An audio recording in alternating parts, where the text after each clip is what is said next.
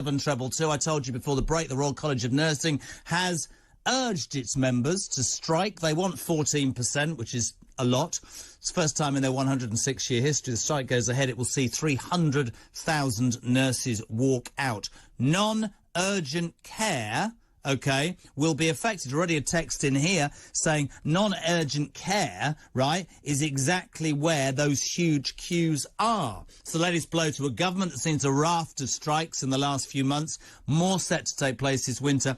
It's interesting, isn't it, because, you know, there was real anger, I think, about the rail strikes. I think it came out, they were on 29 grand and all that. General Secretary of the Nurses Union, Pat Cullen, has said, we're not asking for the salaries of bankers or billionaires. That seems to be the focus of this government. Is there more sympathy? Is there more sympathy at a time when, yes, debt is appalling, the cost of living crisis, everything seems to be difficult, we hear it every day. Is there more sympathy because of the astounding work that nurses do for very little money? Well, to debate this today, I'm joined by Noah Khogali, Conservative counsellor and political commentator with Young Voices UK, and Anthony Johnson, practising nurse and organiser with Nurses United. Noah, Anthony, welcome to Talk Breakfast. How are you?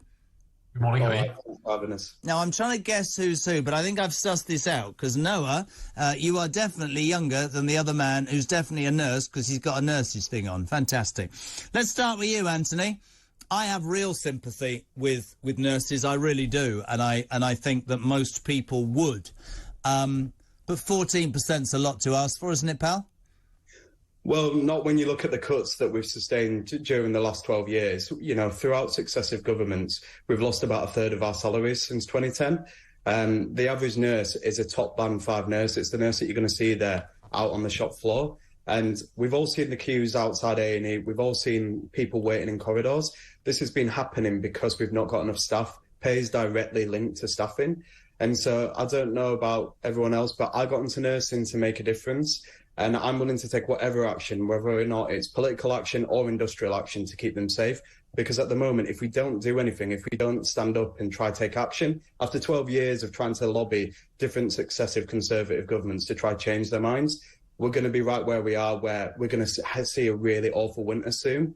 We've been seeing critical incidents called throughout this summer because we don't have the staff.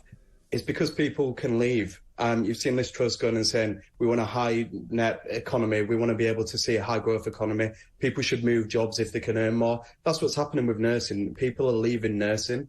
And we want the staff there. I'm sure people want nurses there to be able to care for them. So that's why this is necessary. Anthony, I'm not actually one to advocate strikes, but one can only be sympathetic to nurses. You know, it's all right to go and clap the NHS, but the fact of the matter is they're poorly paid, they're abused. And unfortunately, I think the point that Anthony makes is very, very relevant. We always assume they'll be there. It's vocational. They're good people. Surely the very essence of the sorts of people we should be helping, aren't they? Yeah, but I mean, that's the thing, though. It's not just vocational, though. Like, Anthony, I asked that question to Noah. Sorry. I asked that to Noah. Come on, Noah, speak, man. Yeah, I think fundamentally at the heart of this, look, I'm not a nurse, and frankly, I don't think I probably have the actual bottle to do it. It's an incredibly tough job, and you guys deserve an enormous amount of respect. I think we've especially seen that over the past couple of years. At the heart of this, though, and just to clarify, the 14% is what it is at the moment. The actual request is 5% above inflation. So feasibly, if inflation continues to go up and strikes keep going on, does the pay request just keep going up and up? That's something that I think needs answered, because that's, you know, pretty key to negotiations. Something else that's really important is that when strikes have happened internationally, so a really good example is, you know, New York had, you know, strikes essentially ongoing from the mid-80s up until the early 2000s. And they were saying, even when it was, you know, targeted at non-urgent care, because, you know, obviously you want to be putting patients first, there was still a 19.4% increase in hospital mortality. That's but hold on. I'm going to jump in. That all sounds great, and that all sounds like governmental claptrap to me. I'm asking you a direct question, right? Nurses, and Anthony, you don't need to say anything. I'm really strong on this.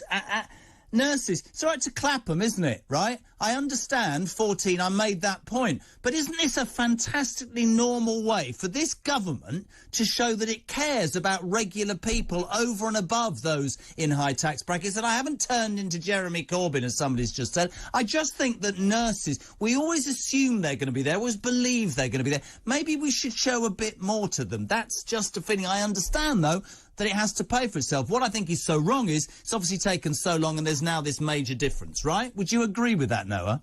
No, I do agree fully that nurses need a pay rise. It is a job that has gone under-rewarded for a long, long time. I just don't think that strikes at the moment and the level of pay rise that's being asked for, which is well above inflation, is the right way to be going about it. Anthony, answer that. Strikes and a demand way above inflation. How do you answer Noah on that, Anthony?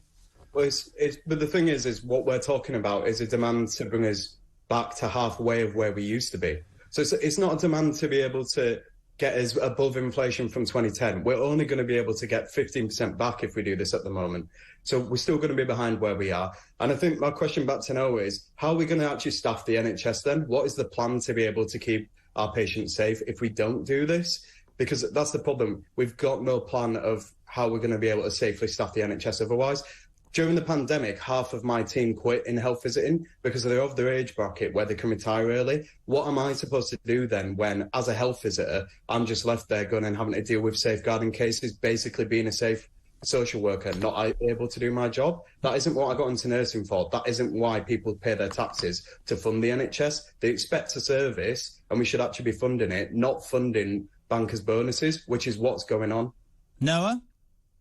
I fully agree with that. We're not funding bankers' bonuses, number one. That's completely untrue. But I fully agree with the broad point you're making.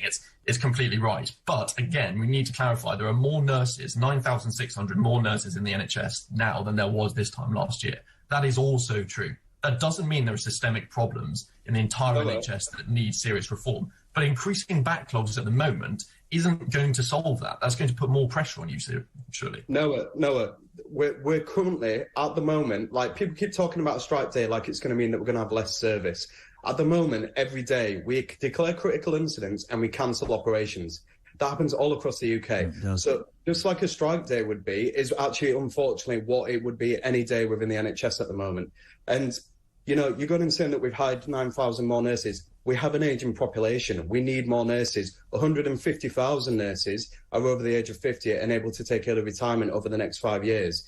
What is going to happen when those people retire? Even if the government managed to achieve its 50,000 more nurses target, which every workforce expert says it can't do, means that we're going to still be down 100,000 nurses where we need to be. So that's what I'm saying is, in other English-speaking parts of the world, if you were working in parts of Canada, Australia, you'd be paid an extra 10 grand more. In places like California, you'd be paid an extra £50,000 more.